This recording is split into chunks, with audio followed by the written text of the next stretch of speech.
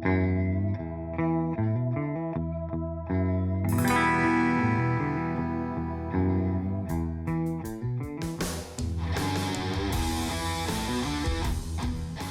got an important topic for you today. We're going to talk about the wealth tax. And the reason why this is so critical is because this is being pushed by everyone from Elizabeth Warren to Bernie Sanders. There is even polling showing that when the wealth tax is discussed, not just with Democrats, not just with independents, but with Republicans, it gets favorable reviews. And so today what we're going to do a summary. We're going to talk about what is the wealth tax? Where has it been tried before? Has it worked? What are the benefits or the claimed benefits of a wealth tax? And then we're going to give you the arguments that you need so when you're engaging with someone, you can explain exactly why the wealth tax is problematic and why it's actually going to hurt the poor. This is critical because the reason why this has gained some steam, I think, with Republicans or conservatives is because it's advertised one way without any sort of context on what it actually means, right? It's another one of these things that is sold based off of intention rather than actual results. Okay, so we're going to look at the implications and the incentive structure, right? So let's go ahead and get started. What is the wealth tax? Well, there's a lot of different versions of it, but the best way to think of a wealth tax is this. When you think of your net worth, right, you don't just think of how much money you get paid at your job or how much money you get through your business, right? That might be your income, but that's not your net worth. Your net worth is basically the totality of all of your assets, right? It could be your home, your car, your artwork that you have, stocks that you own, all right? All of those things go into what your net worth is. And the push behind the wealth tax is predicated on this idea that the rich don't pay their fair share. Now, we've already talked in another episode about how, if you look at who pays the taxes and how much they're paying, bottom line is the top 50% of income earners in the United States essentially pay all of the federal income tax. Now, all of us pay things like sales tax or gas tax or things like that. But when it comes to federal income tax, the top 50% pay about 97% of all of the revenues that the government is getting.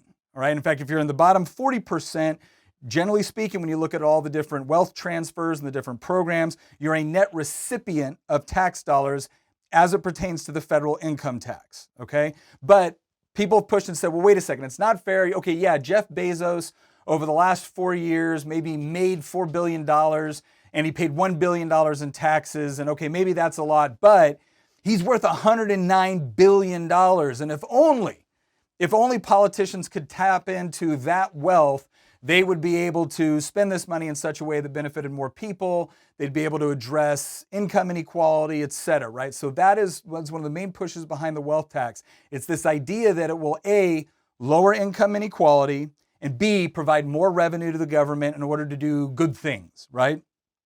So that's what the wealth tax is, right? It is a tax on those assets. Now, the way a lot of these taxes work is it doesn't mean that they tax all of your net worth. A lot of it is associated with different property. It can be associated with stocks that you own and things of that nature. And that's the way it's largely been implemented in Europe. In fact, 2 decades ago, there was 12 countries in Europe that had some sort of wealth tax, right, that would kick in at some rate. So for some countries, it might kick in when you made more than $170,000 a year. The one that Elizabeth Warren has suggested doesn't kick in until you're a multi-millionaire. And again, that's one of the reasons why they sell this to the general population at large, because they think, okay, you're going to impose a wealth tax, the government's going to get more money, but it doesn't affect you personally. And again, we're going to see some of the problems with that.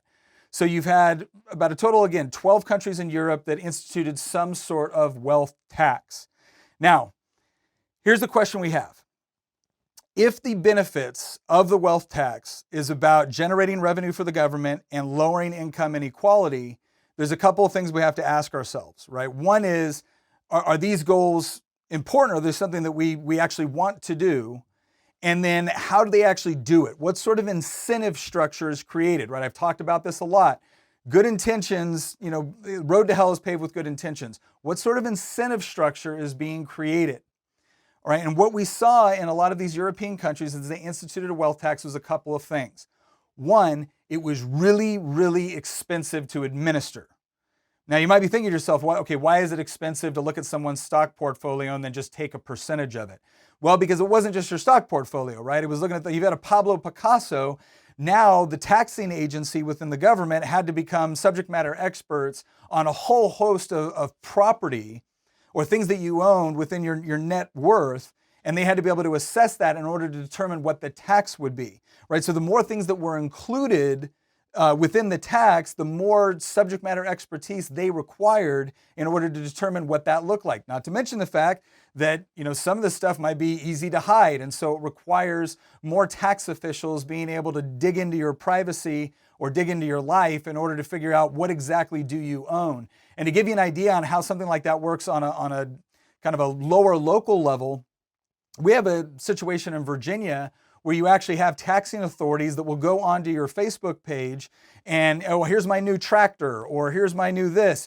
Well, they're assessing that, right? Now they have evidence that you have a new piece of capital equipment, or you have some sort of new thing that can be taxed within the system, and so they're able to identify that. But that requires man hours, right? It requires people to go through, drive to certain locations, inspect things, search different websites, search social media in order to figure what it is that you own that is now subjected to the tax, right? So the administration of the wealth tax proved to be very, very expensive in a lot of areas, right? So that was one detriment to it. Another problem was this idea of how much revenue was actually generated. So in most of the countries, and it's important to note here that out of the 12 countries 2 decades ago that had wealth taxes in Europe, we're really down to about 3 that have like a net wealth tax. And then there's a couple others that have significantly modified theirs to where now they're only taxing certain forms of net worth, right? So it's significantly, those countries that implemented it 20 years ago, only about 3 are fully implementing it now. And then there's a couple more that also do that. And here's what they found is that in overwhelming cases, it actually accounts for a very, very small portion of the revenue. It's not like this is generating trillions of dollars, or that this is taking a huge, portion out of the budget that can now be funded as a result of this wealth tax. All right. So expensive to administer, and then it doesn't bring in a whole lot of revenue. So the question is that why doesn't it bring in a whole lot of revenue? Well, here's one of the things we've realized about instituting a wealth tax is that if you're going to tax someone based off of assets that they own, and let's use stocks as a perfect example here. So if you get, when you get paid for whatever it is you do, maybe you're a business owner, maybe you're an employee, whatever it is, when you get paid, you get taxed on your income. When you then go and buy products and services, you get taxed again, usually through a sales tax, right? And there's a variety of other taxes that you might be subject to, like property taxes for your local government or whatnot. I want you to consider now that we've taken all of those taxes and you take what's left over from your paycheck and you buy some stocks. Maybe it's because you want an investment for the future. Maybe it's because you believe in a particular business model. Generally speaking, people buy stocks because they want to forego their current spending, right? And so instead of taking that money and going to the movies or going and buying a car, or whatever, they want to take that and they want to invest it in something that they think is going to yield them a profit in the future. Okay, but that investment component is very, very critical to a healthy economy because most people that start a business don't have all the money that they need up front. And this is especially true for lower income or middle class people that are trying to start a business, right? It's not as if they can go into their own piggy bank and then just pull out, $100,000 to start something. They require on private investment. And especially with publicly traded companies, that's when you get to a point where now you're creating a venue where millions of people can invest in your company if they think you've got a good business model or they like the goods and services that you're producing. So you've paid all your taxes, you've taken what's left over, and you've decided to invest in stocks, right? Maybe it's Apple, maybe it's Microsoft, maybe it's, whatever, precious metals. You've invested in some sort of company.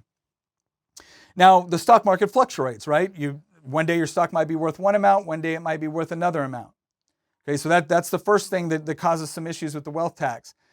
But think about what's going on right there, right? Like if you went and bought a TV and then you came home and you're watching your TV and then all of a sudden the government sent you a letter saying, hey, by the way, we're going to tax you on the value of your TV every year, you'd be furious, right? It's even worse when we're talking about stocks because at least when you've bought the TV, you're actually enjoying the TV.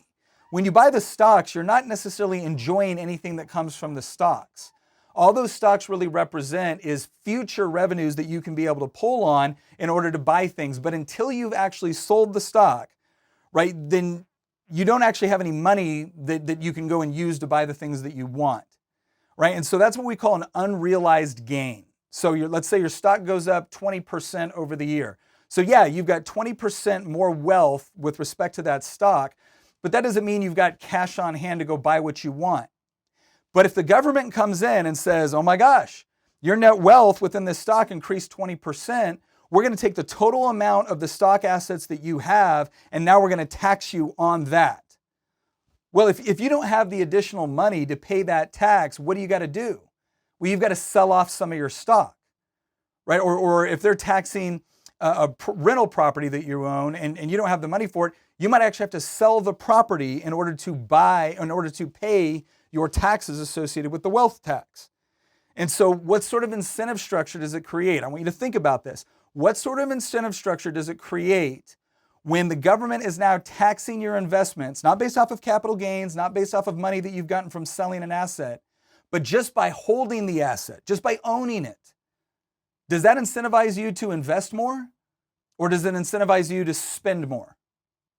Right? It definitely incentivizes you to spend more. It doesn't encourage you to invest. And in fact, depending on how well you're doing with your investments, you might find yourself in a position where you're constantly having to sell off assets to pay the taxes for the remaining assets you own, despite the fact that you already paid taxes on that money in the first place when you bought the stock, and you're going to pay money on that stock again when you sell it. Now they want to tax you essentially in between just for owning it.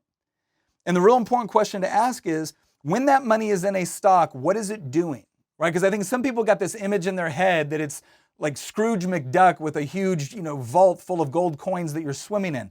That's not what's going on at all. That money has been used by a company to hire people, to innovate, to provide products and services, to expand their supply chain, right? There's any number of things that company was able to use with your money in order to advance or even become possible in the first place. And so now if you've been disincentivized to invest, there's now less money available for those private sector companies to be able to start up, expand, do all the things that we want to see done within the marketplace in order to provide us with the goods and services that make our lives better. So how do people avoid that, right? Because obviously I hope by now you're recognizing that this is kind of a bad deal. And it's not just a bad deal for wealthy people, it's a bad deal for everybody that relies on that private investment to start a business, expand a business, etc. Right? It's bad for them as well. Because now if I'm the wealthy person, I'm thinking to myself, my gosh, if I invest money, I get hammered. If I spend money, I get hammered. So what do? Well, you move to a different place that doesn't tax you the same way. And you see this within the United States all the time, where you see people moving from high tax states to low tax states. And people want to, make it out like this is somehow nefarious or bad or evil. No, it's just you want to be able to keep more of what you earn, and private investment is good for everybody. Now, do we have any practical examples? Now, because you could be thinking to yourself, okay, yeah, that sounds good, but how many people are actually going to pick up and move just because they're paying more in taxes? Well, in France, between about 2000 to 2012, it's estimated that they lost 43,000 millionaires. So that's 43,000 French citizens that either moved or took their capital investment and they invested it somewhere else where it wouldn't be punished by a wealth tax.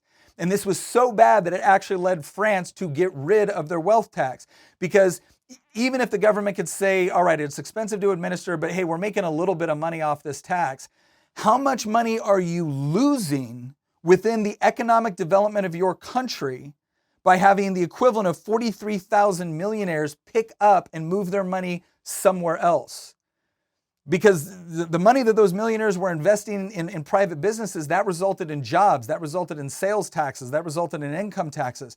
So there's all these other, ancillary second and third order effects that are affecting your tax revenue because you decided to tax someone in a ridiculous and absurd way.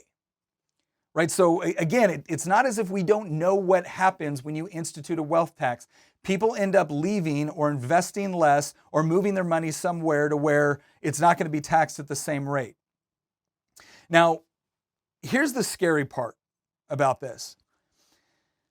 The Washington Post, Elizabeth Warren, they've all come in and said, well, yeah, we know how Europe did it. And in most cases, they don't like the way Europe did it, either because it taxed people at a much lower income than what Elizabeth Warren is suggesting, or people had the ability to leave or move their money somewhere else, and so they weren't able to get all the revenue they wanted. And so Elizabeth Warren has come up with this idea that, okay, she knows how she's going to keep the money here. She knows how she's going to prevent you from moving, still invest, and then the government takes more money. And the way that she's going to do it, and this has been suggested from a couple different areas, one is they're trying to push for a global tax. So it's the idea that no matter where you go in the world, they can still get your money, right? And that decreases the incentive of moving from a high tax place to a low tax place. The other thing that they're suggesting is that if you move, then the government can confiscate up to 40% of the taxable assets. I want you to think about this real quick because this is critical, and I'm going to give you a parallel here. I want you to imagine that a Republican came up with an idea that said if you want to immigrate to the United States, then as soon as you get to our soil and become a citizen, we get to confiscate 40% of your worth, your net worth. 40% of it, we get to just take it. Now, would we say that's something that encourages immigration or discourages it? I think we'd all say it would discourage immigration. But here's why this is even worse, and I'm going to draw another parallel for you. What Elizabeth Warren is trying to say is that if you want to leave, we're going to come in and confiscate 40% of those applicable assets. This is almost the equivalent of a border wall, right? In one sense, you have a border wall that protects you from people coming in illegally. And then you have border walls like the Berlin Wall, which was there to prevent their own people from leaving. This is essentially setting up a financial border wall that says if it has gotten so bad that you want to leave the country, we're going to come in, the government is going to come in and forcefully confiscate 40% of the assets that fall within the tax. 40% of those assets. I mean, does that sound like a free country to you? I mean, that just sounds borderline totalitarian to me. Like, yeah, you can come, you can make money, you can build up wealth, and you can pay all these taxes. But if it ever gets to the point where we're taxing you so much that you feel like it would be advantageous to move somewhere else, we're going to come in and right off the bat confiscate almost half of your wealth. But that's what they're suggesting in order to implement this. And the crazy part about this to me, it is not all of the obviously bad things associated with this. The fact that it's a multi-level of taxation, the fact that you're getting taxed multiple times essentially on some of the same money. It's not that you're getting taxed in such a way that completely dissuades you from engaging in private investment. It's not just the fact that now they're trying to come up with schemes that would punish you if you want to leave the country as a result of tax policy or other policies. Right? It's not just that. All of that is bad enough in and of itself. I think the wealth tax is bad because of what it promises to do. So again, going back to the two things that we said earlier, right? It's going to lower income inequality, and it's going to raise more revenue for the government. And again, the only way the government raises revenue is by taking it out of the private sector and putting it into government coffers for politicians to be able to spend instead of you. So if that's the benefit that we're supposed to receive from this tax, which we know is going to be expensive to administer, which we know is going to discourage investment, which comes with a whole bunch of draconian processes in order to try to make it work, and the only benefit we're getting is lowering income inequality and more revenue to the government, let's look at the first one. Let's look at income inequality, because this has now been used as if it's obvious that income inequality is a bad thing. Now, I want to make something very clear. Income inequality that is a result of oppression or fraud or theft or injustice or government cronyism, I agree, that's all bad, right? That is somebody that essentially stole or took by force the property of someone else in order to enrich themselves. That's bad. That is a negative form of income inequality. But income inequality that takes place is a natural result of people having different priorities, different skill sets, or making different decisions within their life. Not only is that not a bad thing, it's not an unjust thing, that can actually be a just thing. Think about that for a second. All right, if you go to school for years to become a brain surgeon, you're probably going to make a lot of money if you're pretty good at what you do. And the reason why you're making a lot of money is because the demand for your skill set can be very, very high with respect to the supply. There aren't a lot of brain surgeons running around. So of course, there's going to be more money given to that person providing that useful service. If you're the sort of person that has set up a company which provides products and services to millions, if not billions of people all over the world, that is very, very valuable. Now, if you decide to do a different job, it might even be a good job, right? Maybe you're a police officer, maybe you're an elementary school teacher. I think most of us would say that there's can be some very good moral incentives behind doing that kind of work. But what we know about economics is the number of people capable of running a massive worldwide company, or the number of people providing, complex computer coding or brain surgery, is less than the number of people that can do other professions, and that's why they don't get paid as much. It's not because their job is any less morally valuable. It's not because they're any less valuable as a person. It's purely because the labor that they're doing, the product of that labor, has either more supply and less demand, right? That's what it comes down to. Right? This is not necessarily a moral, discussion on their choice of occupation. What would be unjust is that if you went in and you told somebody that was providing an incredibly valuable service, that they would now have to make the same amount as someone that was providing another service that wasn't in the same amount of demand. You would actually be disincentivizing for people to go into complex or difficult occupations or potentially dangerous occupations, because you're now disincentivizing, you're not recognizing the risk and the difficulty associated with what they're doing. And that's the problem we have. So when someone just throws out there, oh, this is going to lower income inequality, the first question that you should ask back is, explain to me why you think income inequality is a bad thing. Because if they say, well, there's fraud, waste, abuse, okay, great, then we agree on that. But this wealth tax doesn't address that. But if they just say that it's everybody should make the same amount, no one really believes that. If you'll notice that, no one really believes that every occupation should be paid the exact same amount. No one thinks that a janitor should be paid the same amount as a brain surgeon. That doesn't mean the janitor is less value as a person. It just means that particular work does not meet the same supply and demand criteria as the person doing the brain surgery. And to say that those two people should make the same amount of money simply disincentivizes people from going into an occupation that society needs. But because you're not compensating in accordance with all the complexity, difficulty, risk, danger, etc., because you're not compensating for that, you're not going to get as many of it. And society is poorer as a result. So that's why I say when someone just throws out income inequality as if this is some sort of standalone thing that we should all just immediately acknowledge that any sort of income inequality is bad, you need to ask them to define their terms, because I am willing to bet the vast majority of people running around out there saying, oh, income inequality, don't honestly believe that everyone should be paid the same amount for the work that they're doing.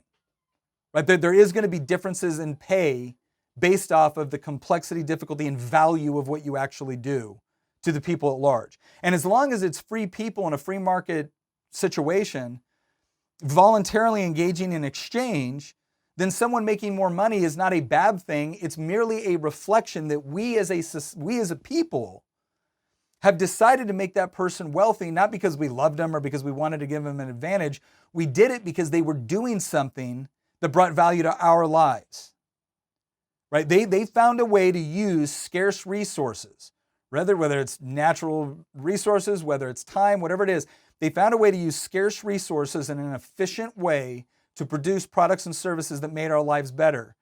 And so we essentially voted to make them wealthy by spending our dollars on whatever it is they were providing. And we want to encourage people that are the best, that whoever's best at producing things efficiently, we want to encourage that sort of behavior.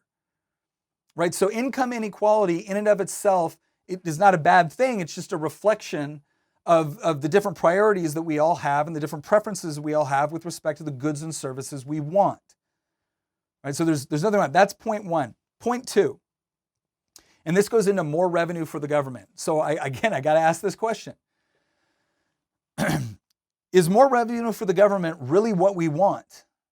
Like, as we're looking at the massive amounts of money that the government takes in right now and spends poorly, right? Some of it may be spent on legitimate functions of government. Some of it may be spent on things that are not legitimate functions of government.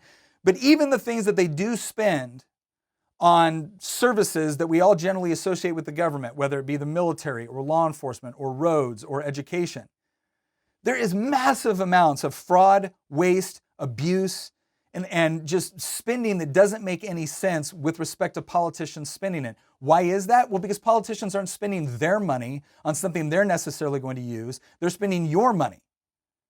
And so that naturally creates a huge level of inefficiency with respect to how dollars are spent.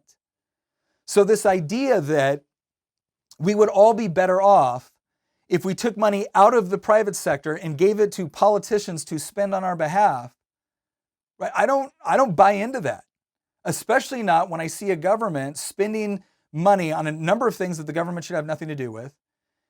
And then even on the things the government should have something to do with, they do a bad job of spending the money. They're not efficient. They're not effective, right? They end up spending money based off of political incentives as opposed to what might be the best use case for that particular dollar.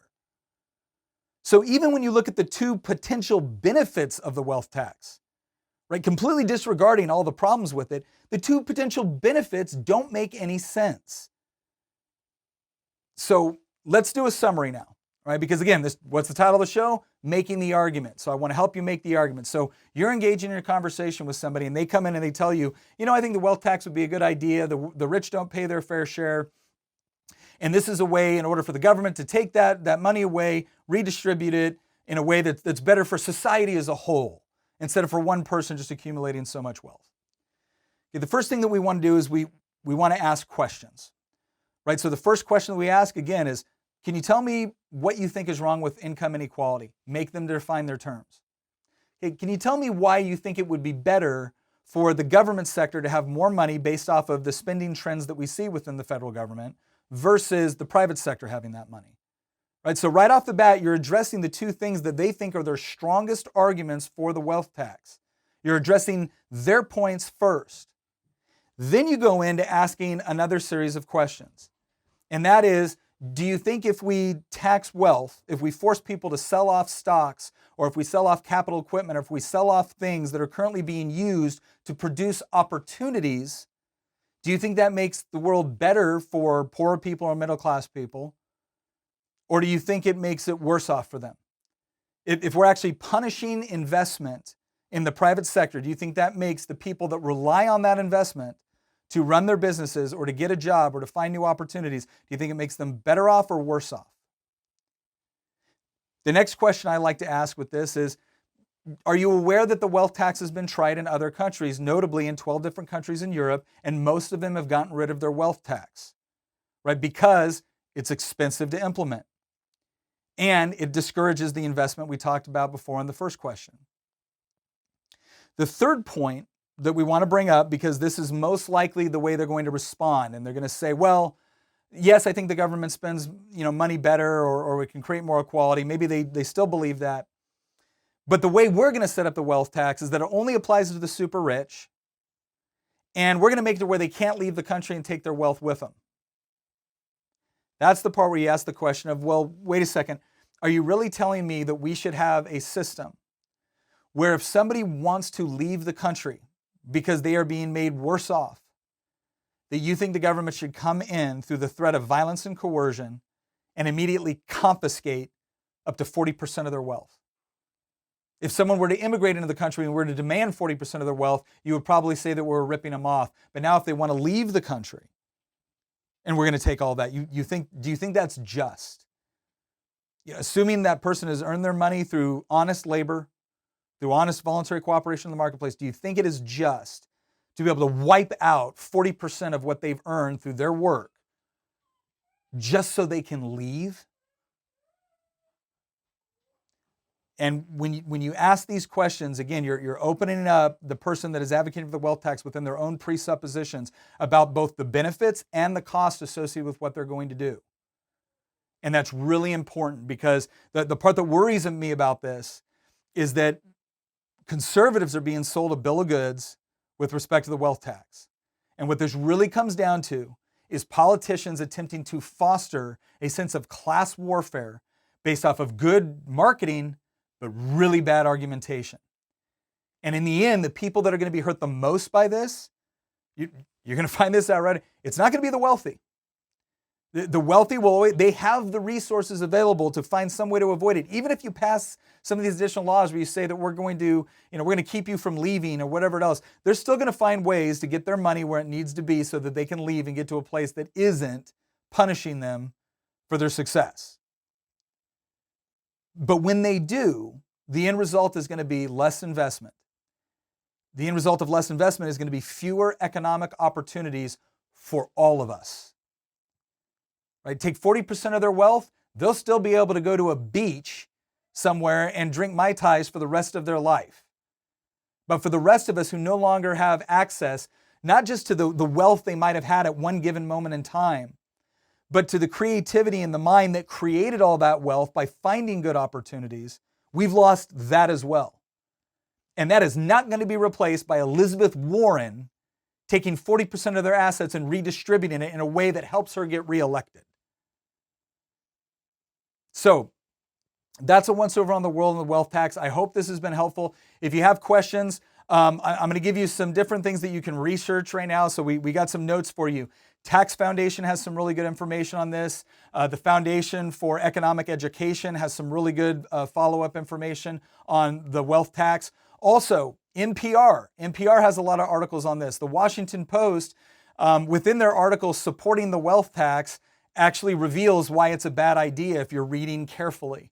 So there's a lot of resources out there. But again, I think Foundation for Economic Education, you can go onto their website, hit on their search bar, hit wealth tax. They got a lot of really good articles in there that have been really well sourced, a lot of good input from economists.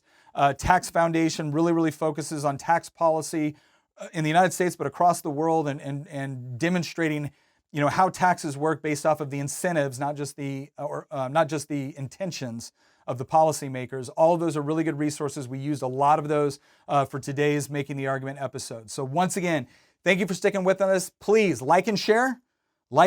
Give us some comments. Let us know. If you think everything I just said was garbage, great. Leave me a comment on either YouTube and Facebook.